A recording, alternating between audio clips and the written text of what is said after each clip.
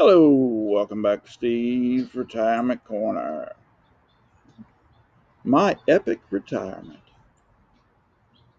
It's just another daydreaming of retirement video. I was thinking about the other night at work. Come to you courtesy of your comments and emails. Somebody on the live had asked me if I had any plans or figured out what I was going to do my first day, and I didn't, and I still don't. I figure it's going to be a middle of the week on a February 1st in the middle of winter. It'll probably be just like any other day off. Probably I'll get up 5, 6 o'clock, do a little reading, a little calisthenics, and some of my stretching and balance exercises. Maybe get the coffee started for the wife when she comes down the hall, and then the rest of the day probably just kind of hang out and do what I feel. But I got a cousin down in Florida. she's She's got to be pushing 70. I got a handful of cousins that are right there at 70 or knocking on the door, anyways. And she's got a condo on the ocean front, about 20 miles south of Cocoa. She grew up in Cocoa, Florida. Worked at the Cape for a little while. But she's got this habit of taking a picture of the sunrise in the morning from her window. And she'll text it to Mama. I thought, maybe that might be something I'll do. That first day, I'll get up, either me and the wife or just me, or run out to the country a little bit and take a picture of the sun rising over a field or something. Hmm, I don't know. But old Mr. Robinson, he's emailed me again a couple of weeks ago.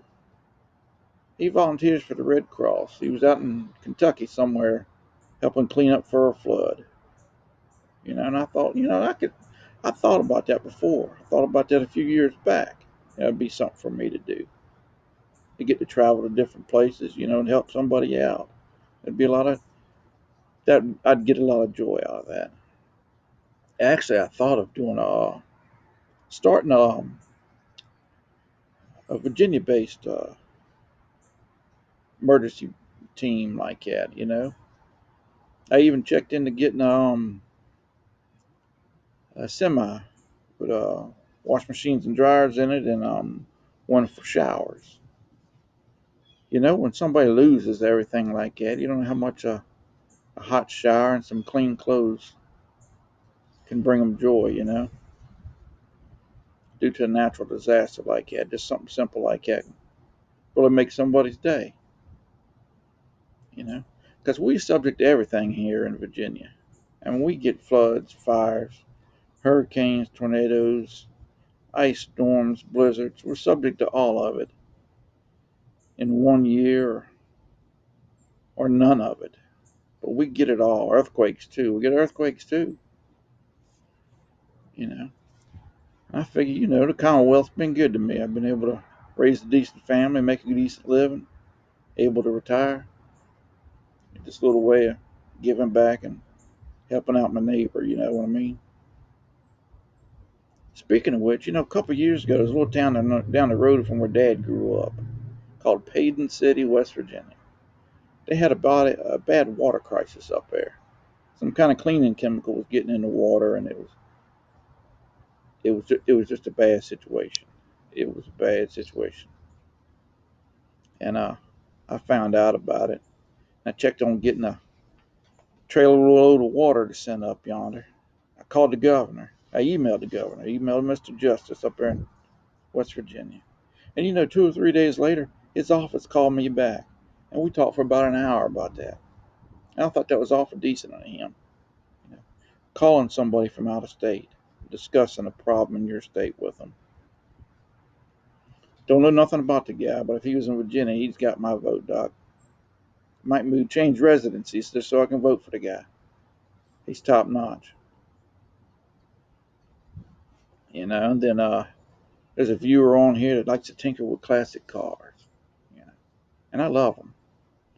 I do. I love everything about them except for the money it takes to get them. That's one thing honestly that's held me back from getting something and fooling with it, you know, because you can sink a lot of money into them, repairing them, making them nice, you know. But when I think of the hours of enjoyment I'd get out of fooling with it, now I ain't much of a mechanic, you know. I'm more of what they call a shade tree mechanic, duct tape and baling wire. But it's 'cause I gotta have that car fixed so I can go to work this afternoon. It ain't 'cause I got all the time in the world to fool with it, you know. And the way I look at it, that's what got me thinking about getting that van and kind of decking it out, you know, because I enjoyed the snot out of those when I was a kid. Was I could get something like that, and I got 20 or 30 years to get it right. I ain't got to do it so I can go to work this afternoon. You know, I can take my time. And the planning of it, the designing of it, and the actual doing of the work, it give me a whole lot of enjoyment, a lot of quality time in my mind, you know. Then I got a buddy on here from Idaho, Dennis. He's emailed me a few times, and he hooked me up with some kind of ice cream. It was Killamook. It's based out of Oregon, I believe. It's regional ice cream.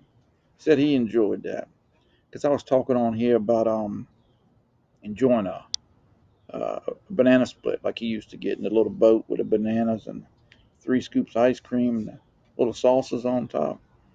They're hard to get anymore because we don't have an ice cream parlor.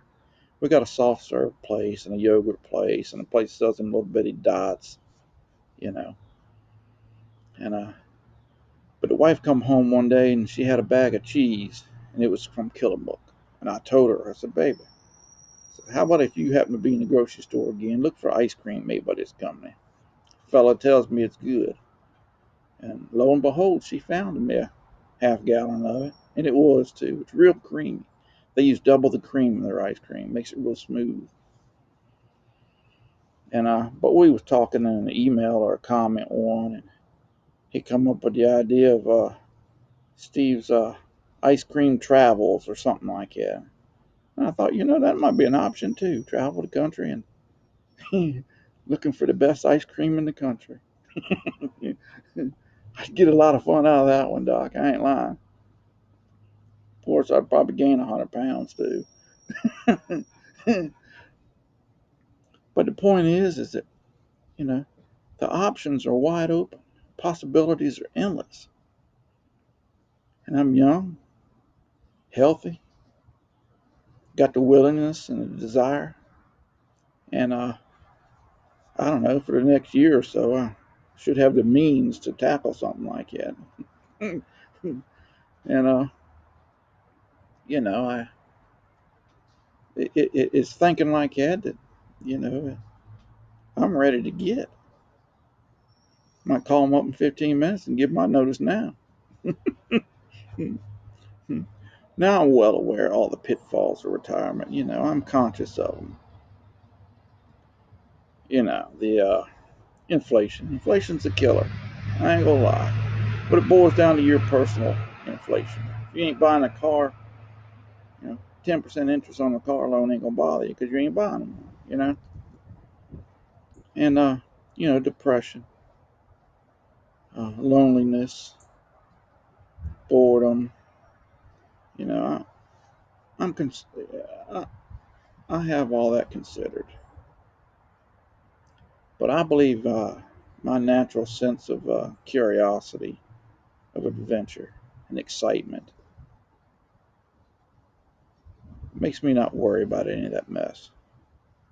You know, I keep it in my mind, but it doesn't freeze me from doing anything.